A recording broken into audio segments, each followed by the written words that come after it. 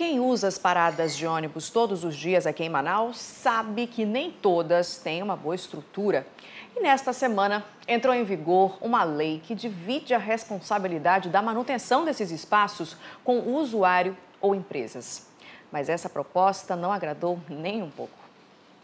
Quem precisa do transporte coletivo em Manaus passa por situações complicadas, como no caso dos pontos de ônibus. Muitos deles nem são cobertos. Aqui é o único lugar.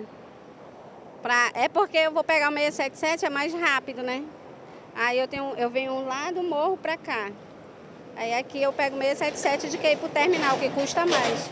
Mesmo quando existe uma estrutura, nem sempre a situação é das melhores. Nesta parada de ônibus no Distrito Industrial, a lixeira foi arrancada e o telhado tem pequenos buracos. No centro da cidade, em alguns pontos, os problemas são ainda piores. Aqui, parte do teto caiu.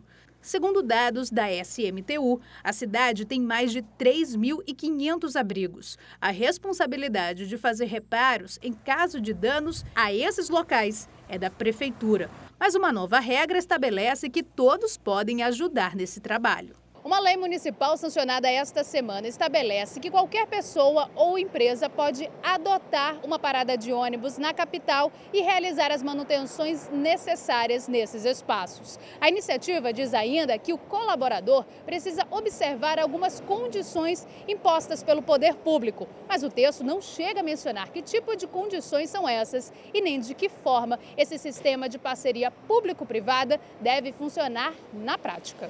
A proposta não agradou a todos. Eu acredito que o poder público está fugindo da responsabilidade dele, sim. Que isso, certo, se eu não me engano, é coisa do prefeito, que era para ele estar ajustando para a população, para dar uma melhoria para todos nós. Só que a gente não ouve falar do prefeito tem muito tempo. A gente não sabe nem onde ele está.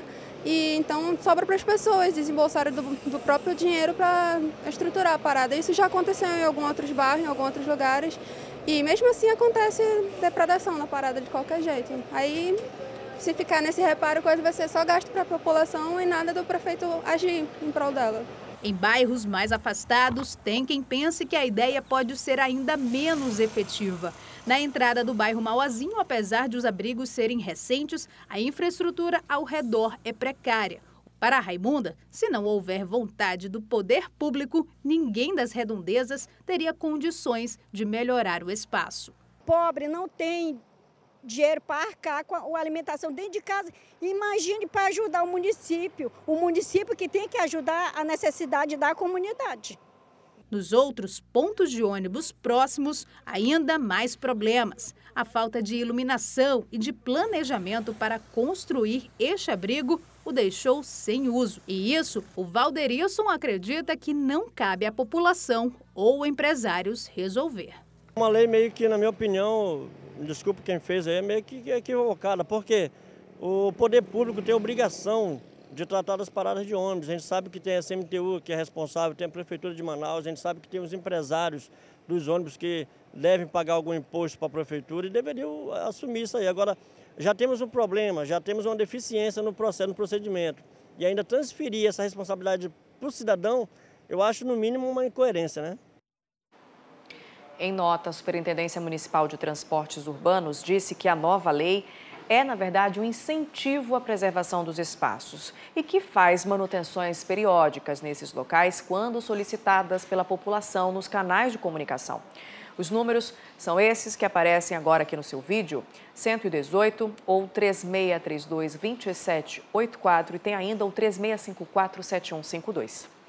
Mais de 6 meses em funcionamento, Zona Azul ainda é alvo de críticas de quem precisa estacionar no centro da cidade. A falta de informações e de facilidades para fazer pagamentos fazem parte da maioria das reclamações. Para muita gente, ir ao centro é sinônimo de dor de cabeça. Nem sempre estacionar por aqui e pagar por isso é uma tarefa simples. O Antônio e o avô passaram vários minutos à procura do monitor para fazer o pagamento de R$ 2,45 para deixarem o carro por menos de 1 hora na Leonardo Malcher. E essa não é a primeira vez que eles passam pelo mesmo problema. até porque quando nós procuramos eles não se encontram, ou então está faltando papel, ou não estão aceitando dinheiro, ou não aceitam cartão. Tem um aplicativo legal, mas para quem não tem o aplicativo fica mais complicado. Quando chove, você não encontra eles.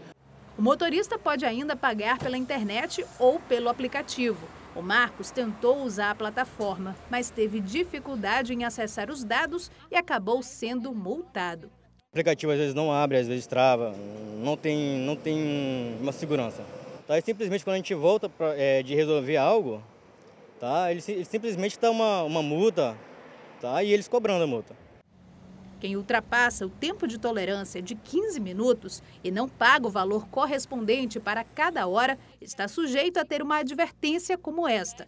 Ela custa R$ 2,45, se for paga no mesmo dia. A cada dia o valor aumenta. A multa precisa ser paga na sede do consórcio, na Avenida Leonardo Malcher.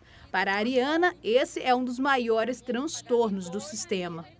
E o litro da gasolina está R$ 5,00 praticamente, né? Quanto eu vou gastar de gasolina para vir fazer esse retorno todinho para vir aqui pagar R$ 5,00 por um erro de comunicação, né? Porque eu acho que se uma hora está usa azulzinho, tá lá, ó, tá botando de novo, ó, marcando o número da minha placa de novo.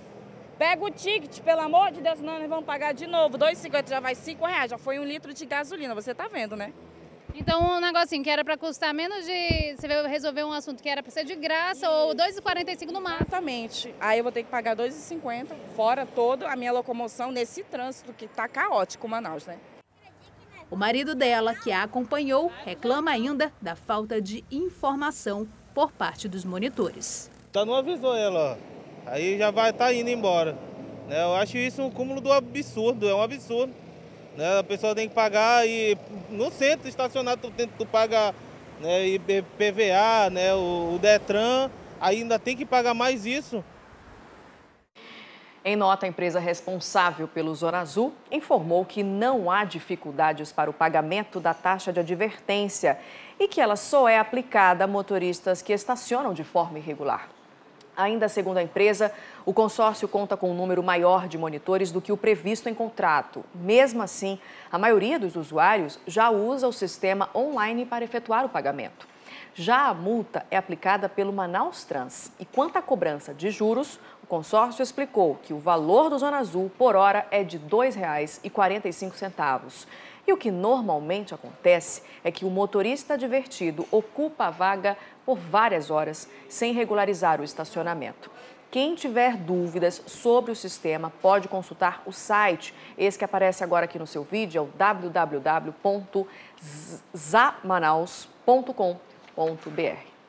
E a gente acompanha agora o resumo de notícias.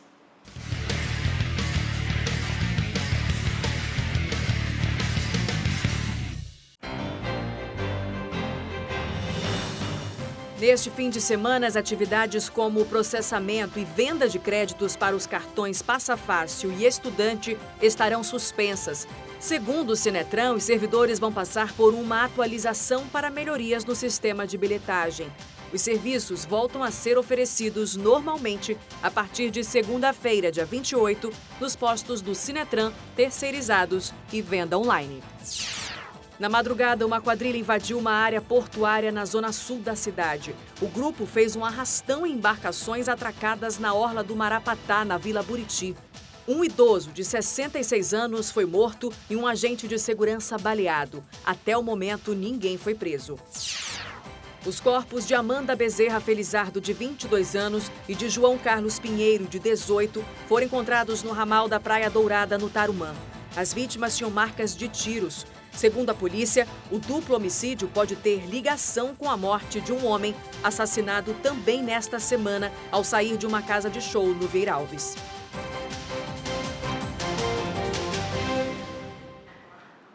Um levantamento feito pelo Conselho Federal de Medicina mostrou que municípios do Amazonas gastaram em saúde bem menos que a média nacional. E essa falta de investimentos no interior impacta na qualidade do serviço oferecido à população e, claro, no cancelamento de envio de verbas. O levantamento mostra que dos 62 municípios do Amazonas, 37 gastaram menos que R$ 200 durante o ano de 2017, o valor bem abaixo da média nacional.